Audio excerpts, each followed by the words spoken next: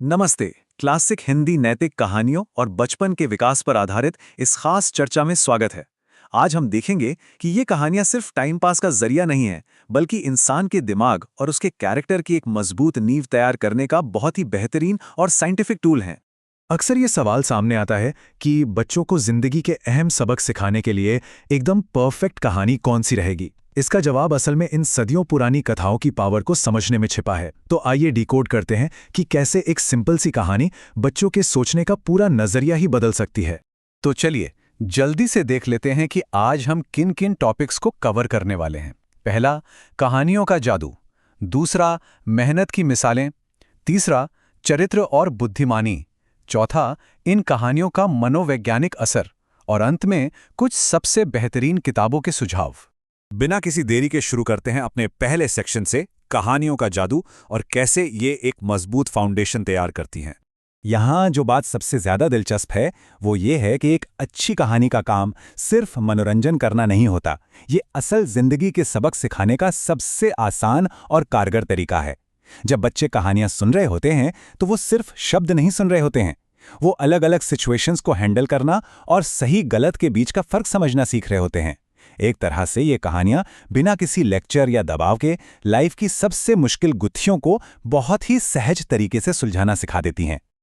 अब आगे बढ़ते हैं दूसरे अहम हिस्से की तरफ, मेहनत और बुद्धिमानी की कहानियां। बचपन में सुनी वो खरगोश और कछुए की रेस तो हम सबको याद है ना? लेकिन मनोवैज्ञानिक नजरिए से देखें तो ये सिर्फ स्पीड का कंपटीशन नहीं है।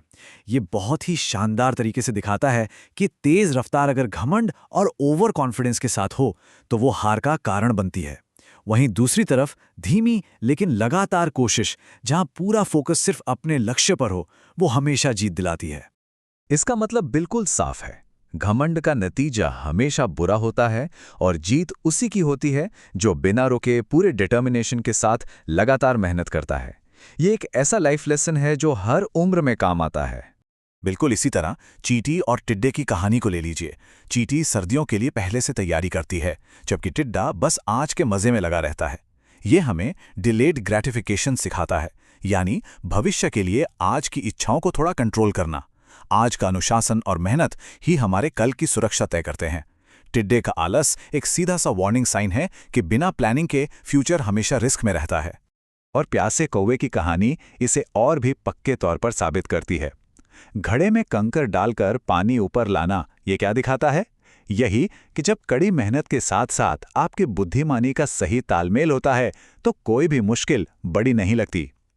ये कहानी सीधे तौर पर बच्चों में प्रॉब्लम सॉल्विंग स्किल्स को डेवलप करती है और सिखाती है कि लिमिटेड रिसोर्सेज में भी काम कैसे निकाला जाए।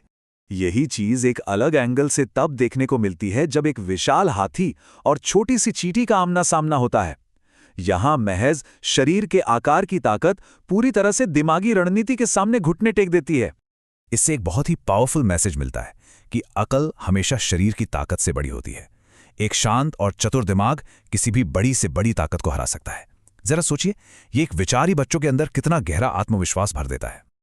चलिए अब बात करते हैं हमारी कहानियों के तीसरे अहम पहलू की, चरित्र, बुद्धिमानी, ईमानदारी और लीडरशिप। इन दो मशहूर कहानियों में ईमानदारी और लालच का बहुत ही जबरदस्त कॉन्ट्रास्ट दिखाया गया है।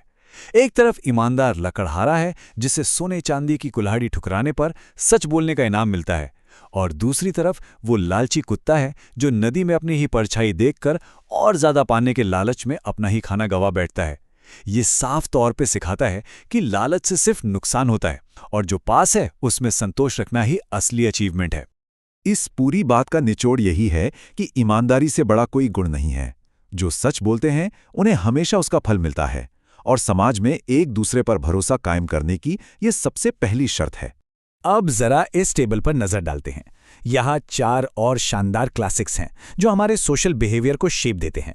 जैसे the boy who cried wolf, जो बताता है कि झूठे इंसान के सच पर भी कोई यकीन नहीं करता। फिर लोमड़ी और अंगूर, जो अपनी नाकामयाबी का इल्जाम दूसरों पर डालने की हमारी आदत पर चोट करती है। इसके अलावा एक सच्चा लीडर वही है जो कड़वे सच को एक्सेप्ट करे, और सच्चा दोस्त वो है जो मुसीबत में कभी साथ ना छोड़े। कहानियों की दुनिया से अब हम आगे बढ़ते हैं अपने चौथे सेक्शन की तरफ और देखते हैं कि इन कहानियों का बच्चों के मानसिक विकास पर असल में क्या इम्पैक्ट पड़ता है। अगर मनोवैज्ञानिक नजरिए से देखें तो इन कहानियों के फायदे बहुत गहरे हैं। पहला, इससे बच्चों को नए शब्द सीखने को मिलते हैं। दूसरा, ईमानदारी और दया जैसे नैतिक मूल्य डेवलप होते हैं। तीसरा, जब बच्चे इन किरदारों को इमेजिन करते हैं तो उनकी सोचने की क्षमता को नई उड़ान मिलती है। चौथा, कहानी सुनने की पूरी प्रोसेस से उनकी एकाग्रता बढ़ती है। और सबसे अहम, किरदारों की फीलिंग्स को समझकर उनमें इमोशनल इंटेलिजेंस और एम्पैथी का शानदार विकास होता है। यहाँ एक डेटा पॉइंट बहुत दिलचस्प है। 3 से 12 साल की उम्र, ये वो समय है जब इंसान का दिमाग इन चीज़ों को सबसे तेज़ी से और गहराई से अब्जॉर्ब करता है। इस उम्र में जो मॉरल वैल्यूज सिखाई जाती हैं वो जिंदगी भर व्यक्ति के चरित्र को मजबूत बनाए रखती हैं। और अगर हम पढ़ाई लिखाई के नज़रिए से देखें तो क्लास 1 से 5 तक के बच्चों के लिए ये कहानियाँ उनके सिलेबस को सपोर्ट करने, रीडिंग स्किल्स को बढ़ाने और पढ़ाई को मज़ेदार बनाने का काम भी बहुत खूबी से करती हैं। तो इन सब फायदों को समझने के बाद आइए अपने आखिरी सेक्शन की ओर बढ़ते हैं, जहां हम बात करेंगे एक परफेक्ट मॉरल लाइब्रेरी बनाने के बारे में। इस टेबल में कुछ ऐसी किताबों की लिस्ट है जो हर कलेक्शन में होनी ही चाहिए, जैसे विष्णु शर्मा का क्लासिक पंचतंत्र, फिर अकबर बीरबल जो तर्क और हास्य का एकदम परफेक्ट मिक्स है, तेनालीराम की वो चतुराई भरी कहानियां जो आउट ऑफ द बॉक्स सोचना सिखाती हैं, करुणा का भाव जगाने वाली जातक कथाएं और जानवरों के जरिए जिंदगी के अहम सबक सिखाने वाला हितोपदेश।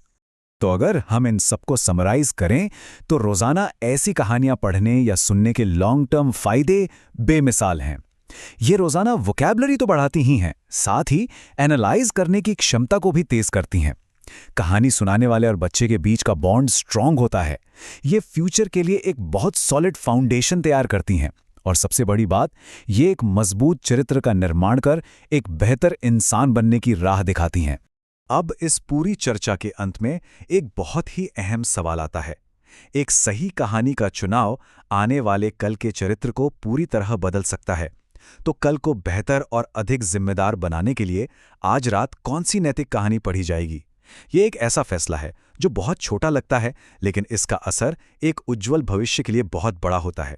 इसी विचार के साथ हमारी आज की ये चर्चा यहीं समाप्त होती है।